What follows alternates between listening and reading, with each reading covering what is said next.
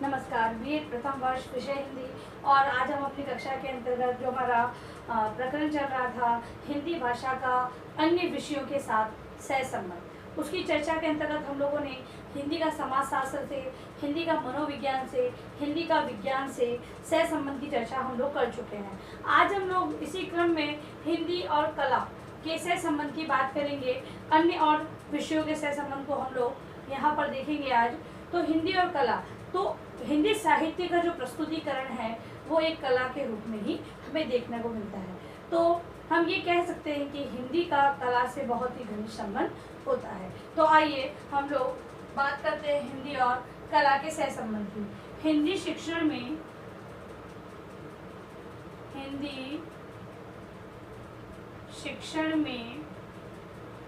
कला हिंदी शिक्षण में कला का ज्ञान सहायक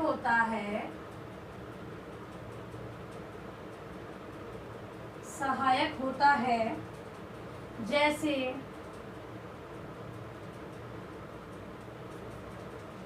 चित्रकला,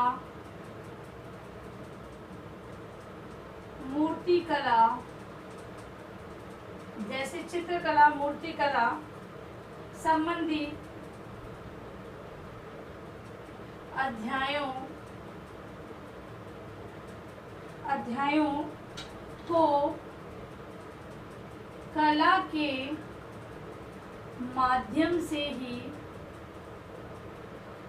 माध्यम से ही शिक्षक समझा सकता है। ठीक है। इसी क्रम में साहित्य के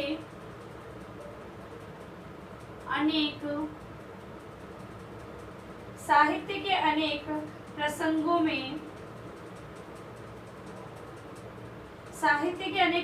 में चित्रात्मकता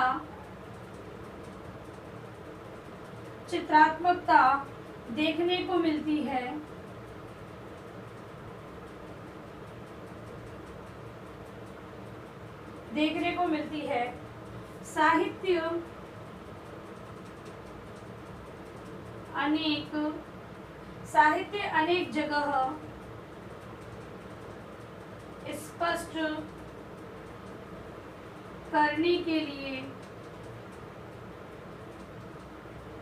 साहित्य अनेक जगह स्पष्ट करने के लिए चित्रों का सहारा लेता है।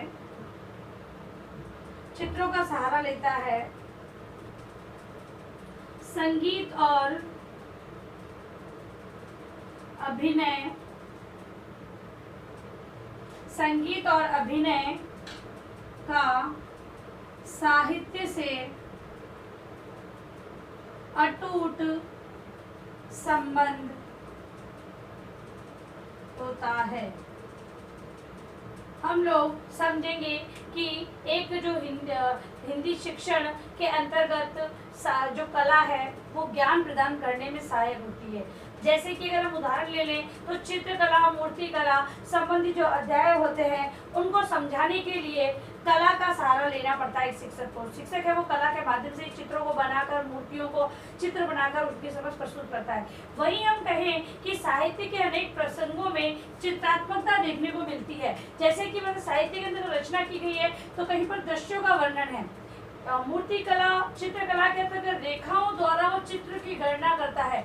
यहाँ पर शब्दों के माध्यम से वो चित्र को गढ़ता है, क्योंकि जो शब्द है हम पढ़कर उस वातावरण को सृजन कर लेते हैं। हमारे समक्ष वही वातावरण सृजित हो जाता है, तो वो चीज क्या है, कला ही कहलाती है। इस प्रकार हिंदी का कला से संबंध माना जाता है। अब है हिंदी और गणित का संबंध।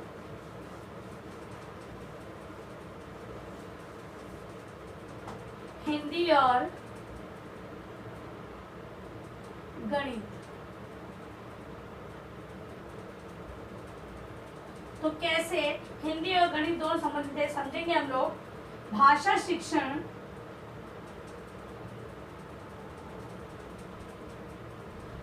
शिक्षण में न्यूटन आदि की जीवनी, न्यूटन आदि की जीवनी, सिक्कों की कहानी,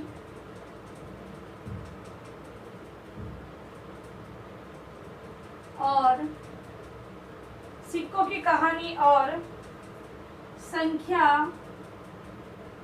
का और संख्या के विकास और संख्या के विकास की कहानी आदि आदि लेख आ जाते हैं, आदि लेख आ जाते हैं जो कि गणित के ज्ञान के बिना, जो कि गणित के ज्ञान के बिना नहीं समझाए जा सकते, नहीं समझाए जा सकते। ठीक है। भाषा के अंतर्गत कभी कभी जैसे कि किसी की जीवनी के बारे में बताया गया है अगर, तो वहां पर हमें गणित से संबंधित के गणित में अगर जो नियम दे रखे न्यूटन के द्वारा, जो वो नियम यहाँ पर किस प्रकार लागू हो रहे, उसकी जीवनी क्या है, उसने कैसे प्रारंभ किया, वो सारी चीजें हिंदी भाषा के अंतर्गत हम लोग उसे समझ सकते हैं। और जब तक गणित विषय का ज्ञान नहीं होगा तब तक हम इन चीजों के बारे में समझा नहीं सकते। इसके अलावा कविता के सहयोग से, कविता हिंदी के अंतर्गत आती है, तो कविता के सहयोग से गणित जैसे नीरस विषय को भी सरस बनाया जा सकता है। कैसे? तो गणित के अंतर्गत हम लोग देख रहे हैं आजकल जो अध्यापक है वो नई बच्चों को खेल खेल में सिखाना, तो वो गणित से संबंधित पहाड़ी जो गिनतियां होती है या जोड़ होते हैं उनको क्या करते हैं, कविताओं के माध्यम से बालकों तक पहुंचा रहे हैं। तो यहाँ पर हम देखने को मिलता है कि हिंदी और गणित का भी संबंध बहुत ही अधिक माना गया है। अब है हिंदी एवं अर्थशास्त्र। हिंदी और अर्थशास्त्र, अर्थ मतलब धन का शास्त्र।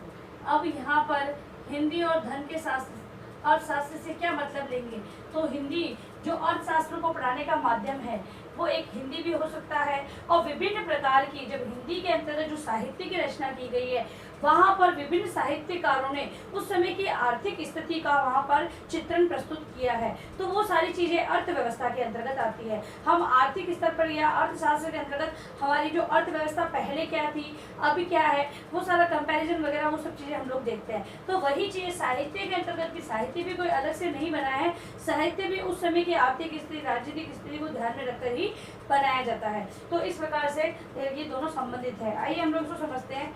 भाषा के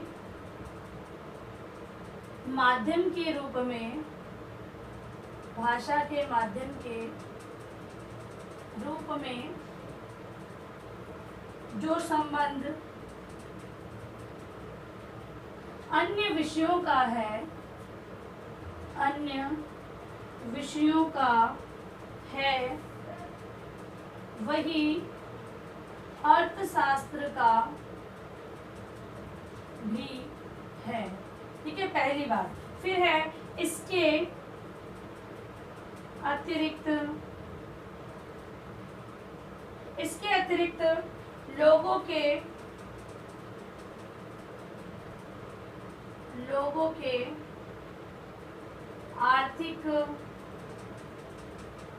के आर्थिक संबंधों तथा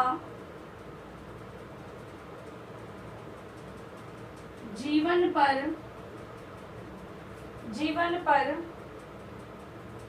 इसके प्रभावों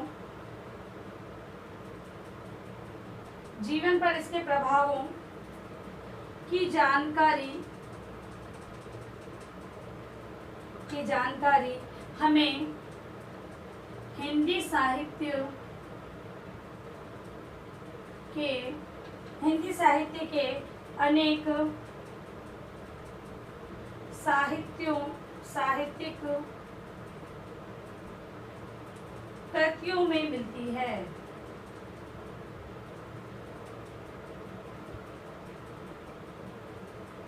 ठीक है, तो पहले बात तो हिंदी भाषा का संबंध क्या है कि अर्थशास्त्र को हिंदी के माध्यम से पढ़ाया जाता है। ठीक है, दूसरी बात, उस समय की जो साहित्य की रचना की गई है, साहित्य की कृतियां हैं, उसके अंतर्गत विभिन्न प्रकार की आर्थिक स्थितियां, उस समय के जीवन यापन की किस प्रकार जीवन यापन किस प्रकार किया जाता था, आर्थिक संबंधों की बात जो है वो साहित्य के अंतर्गत ही मिलती है। वहाँ की उस तत्कालीन परिस्थितियों के अंतर्गत आर्थिक स्थिति क्या रही होगी और उसी के अकॉर्डिंग वहाँ का रहन सहन खान पान किस प्रकार का होगा, वो सारी चीजें हमें अर्थशास्त्र के अंतर्गत मिलती है। और अर्थशास्त्र है वो साहित्यिक कृतियों के अंतर्गत भी दर्शाया गया। तो इस प्रकार से ये संबंधित है। अब लिखिए अपना आप गृह कार्य प्रश्न। आज हमने जो 3 विषयों का संबंध हिंदी से देखा है उसी को आप अपनी उत्तर पुस्तिका में लिखकर लाएंगे। हिंदी भाषा का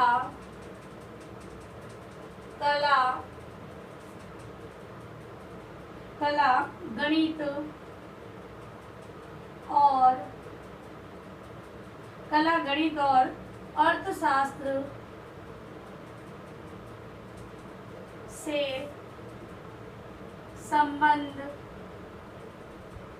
किस प्रकार है, समझाएं।